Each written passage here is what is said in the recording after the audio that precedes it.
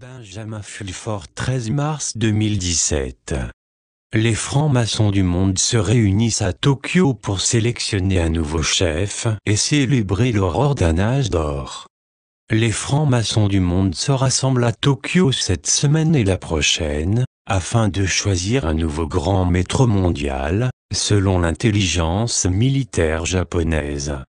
Les réunions commenceront cette semaine au complexe souterrain des francs-maçons près de la tour de Tokyo, et se termineront avec une sélection finale de la chefferie à l'hôtel Sano le 25 mars, selon les sources. Les réunions prennent place, parce qu'un objectif à long terme de la franc-maçonnerie, la création d'un gouvernement mondial bienveillant, est presque à terme, continuent les sources. Il y a aussi beaucoup de discussions à partir de multiples sources, sur une sorte d'événement prévu pour le 15 mars, les Ides de Mars. C'était le jour de l'assassinat de Jules César. C'est aussi le jour où le gouvernement américain atteindra son plafond d'endettement. Les sociétés secrètes asiatiques, pour leur part, accordent une grande importance au 19 mars, jour de la mort du dernier empereur Ming, et aussi, par coïncidence, l'anniversaire de cet auteur. Ce qui va arriver exactement n'est pas clair, mais certainement, la dernière moitié de mars verra de nombreux changements dans le monde, et sur ce, de multiples sources sont d'accord. Diverses sources s'accordent aussi pour dire qu'il existe également des tensions extrêmement élevées dans le monde entier, à mesure que les divers centres de pouvoir manœuvrent pour une position dans la fédération mondiale à venir. Les tensions sont particulièrement élevées au Japon et dans la péninsule coréenne, à savoir qui occupera le trône d'empereur d'une Corée unie, selon les sources de renseignement militaires japonaises. Les Rothschild et les Chinois veulent installer au pouvoir Kim Il-sung, le fils aîné de Kim Jong-nam, qui est à son tour le fils aîné de l'ancien haut dirigeant Kim Jong-il, selon les sources de l'agence de renseignement chinoise. C'est pourquoi les politiciens fantoches de Rothschild au Japon ont appelé pour une attaque préventive contre la Corée du Nord. C'est aussi la raison pour laquelle plusieurs médias ont indiqué que le président américain Donald Trump enverrait des bombardiers nucléaires B-52 en Corée du Sud. Cependant, les Nord-Coréens disent que le Kim Il-sung, qui est présenté comme candidat pour être empereur, est un faux avec un visage différent du vrai Kim Il-sung. Pour montrer leur point, les Nord-Coréens ont lancé des missiles capables de frapper les bases militaires américaines au Japon. Ils ont également déployé, dans les villes japonaises de Nagoya, Osaka et Tokyo, des troupes de 100 000, des forces spéciales nord-coréennes, munies de valises nucléaires, selon les informations militaires japonaises. Les gens derrière Kim Il-sung, pour leur part, disent que Kim Jong-un est juste une vitrine pour la famille Kabo de la Suisse et le clan Abe-Shima, derrière le groupe Mitsubishi, lesquels soutiennent le Premier ministre Abe. Bien sûr, la famille royale japonaise actuelle est également une imposture, mais le fait qu'ils occupent le trône, leur donne en fait une certaine légitimité. On peut en dire autant de Kim Jong-un. Parlant du Japon, la lutte pour le pouvoir s'intensifie également. La mafia khazariane a remis le contrôle des machines pour voler les élections japonaises à Masayoshi Son de SoftBank. Son contrôle désormais le Fortress Investment Group, lequel détient, via certaines sociétés de papier, Musashi Engineering, le fabricant des machines de comptage de vote électoral du Japon. C'est le même Son qui s'est récemment présenté pour visiter Donald Trump, et a essayé de l'acheter avec 100 milliards de dollars d'argent saoudien. Il semble que cette offre n'ait pas permis à Trump et à ses partisans militaires d'offrir une protection à la royauté saoudienne, parce que 25 princes saoudiens avec un entourage de 1500 personnes ont fui vers l'Indonésie, selon des sources de la CIA. Cela peut être partiellement confirmé dans une annonce de Nouvelles Indonésiennes, que le roi Salman a prolongé de 3 jours son séjour en Indonésie, supposément pour stimuler le tourisme Moyen-Orient en Indonésie. Cela signifie qu'il a également reporté sa visite au Japon, où il devait assister au rassemblement franc-maçon, de confirmer les sources de renseignement militaires japonais. Les forces armées japonaises ont également retracé les récentes attaques manquées par des armes biologiques à Tokyo, contre le centre de prévention et de contrôle des maladies à la prison de Shinjuku et ses installations sœurs, dans la préfecture de Saitama. Ces dernières et d'autres tentatives des Khazarians de terroriser le monde avec des armes nucléaires et biologiques, ont été arrêtées après la publication d'une carte de toutes les installations nucléaires israéliennes, et que des menaces aient été faites pour les frapper toutes avec des missiles, selon les sources du Mossad. Des pressions exercées sur Israël et son gouvernement de mafia khazariane, actuellement en charge, ont été appliquées la semaine dernière par l'armée américaine et le gouvernement russe, selon des sources du Pentagone. Les tentatives pour forcer Israël, l'Arabie Saoudite et la Turquie à mettre fin à leur campagne de Daesh, anciennement ISIS, ont été tracées, lorsque le général américain, Joseph Dunford, a rencontré ses homologues russes et turcs en Turquie le 7 mars, selon des sources du Pentagone. C'est pourquoi le Benyamin Netanyahou d'Israël et le Recep Erdogan de la Turquie se sont fait déshabiller, lorsqu'ils ont rencontré le président russe Vladimir Poutine, les 9 et 10 mars, selon les sources. Ils disent que lors de sa rencontre avec Netanyahou, Poutine l'a pressé de trouver une solution à 2 États, au problème Palestine. Ce fut suivi par le président Trump le lendemain, quand il a invité le leader palestinien Mahmoud Abbas à la Maison-Blanche, pour discuter de la même chose, continuent les sources. Plusieurs sources sont d'accord à dire qu'il y a aussi une bataille féroce qui fait rage pour compléter la purge des Khazarians adorateurs de Satan à l'intérieur du gouvernement américain.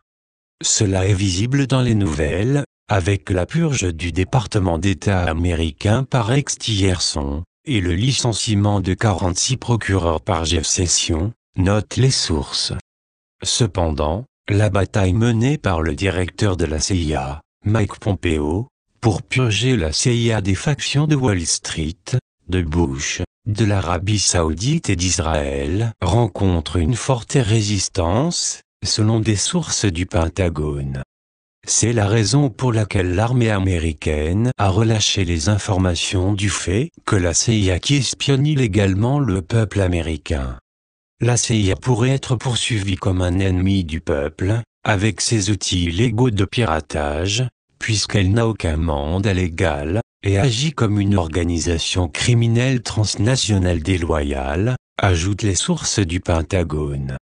Le dévoilement de la voûte 7 était également une attaque contre le Mossad, et cela pourrait être suivi de plus de fuites, afin de forcer Trump à laisser tomber le parasite Israël et faire cesser cette infiltration par des agents étrangers alliés, continuent les sources. Dans un signe que la Maison-Blanche a besoin de l'aide du patriote dans sa guerre contre l'État profond, le secrétaire de presse de la Maison-Blanche, Sean Spicer, avait une épinglette du drapeau américain placée sur le revers de sa veste, pendant sa conférence de presse du 10 mars. C'est un signe militaire de détresse, et un message codé pour les bons, disent les sources du Pentagone.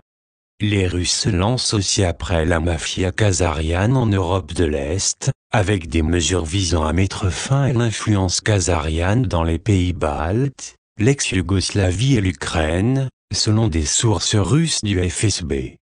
Les radiodiffusions russes affirment que le gouvernement ukrainien nazi, mis illégalement au pouvoir par les Khazarians, ne durera pas plus de 60 jours.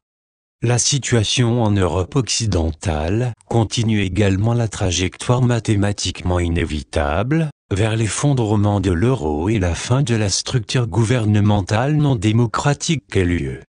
Il en est de même des fascistes d'Amérique du Sud où le président brésilien, pilleur de ressources, Michel Temer, a annoncé qu'il sortait du palais présidentiel, à cause de fantômes, armes à énergie dirigée. Il se passe aussi des choses étranges, plus au sud du Brésil. Un message plutôt cryptique du Pentagone sur l'Antarctique se lit comme suit. Après la pacification par les forces russes/américaines, Lockheed va recruter 1000 personnes pour travailler en Antarctique. Tous ces changements qui se déroulent dans le monde, ainsi que décrits ci-dessus, ont leur origine dans un changement de pouvoir à un niveau très ésotérique de la réalité. Nous allons essayer de résumer brièvement ci-dessous la piste forensique suivie par cet écrivain, qui l'a conduit à l'entité Soleil Noir, dont la défaite a rendu possible tous ces changements. Il y a des années, j'ai été informé, par des agents envoyés par le ministre des Finances japonais, Ezo Takenaka, qu'il y avait un complot pour tuer 90% de l'humanité afin de sauver l'environnement.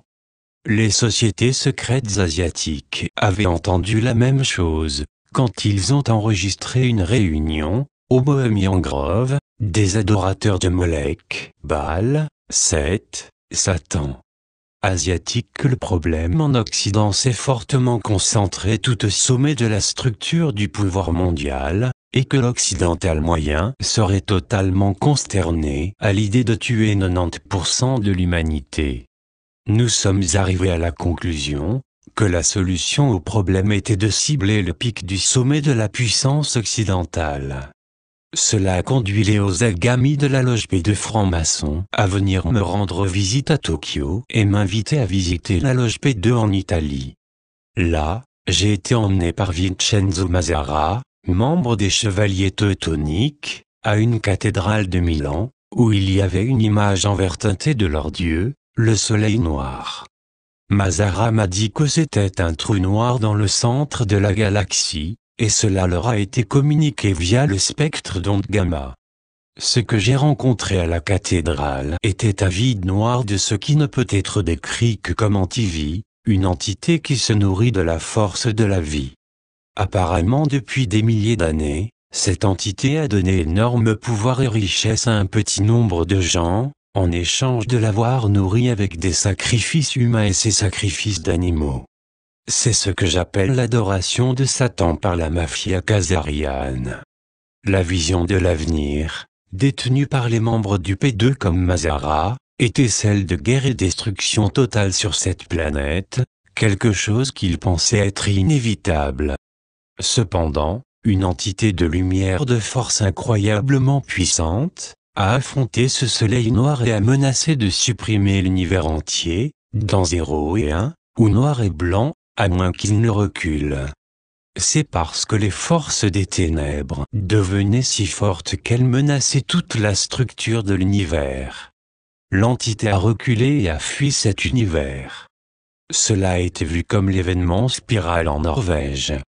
Le résultat est que, tandis que l'univers avant cet événement n'atteigne un pic de rotation supérieur hors contrôle, il est maintenant de retour à un équilibre harmonique entre les forces opposées, mais mutuellement bénéfiques, connues comme yin et yang ou mâle et femelle.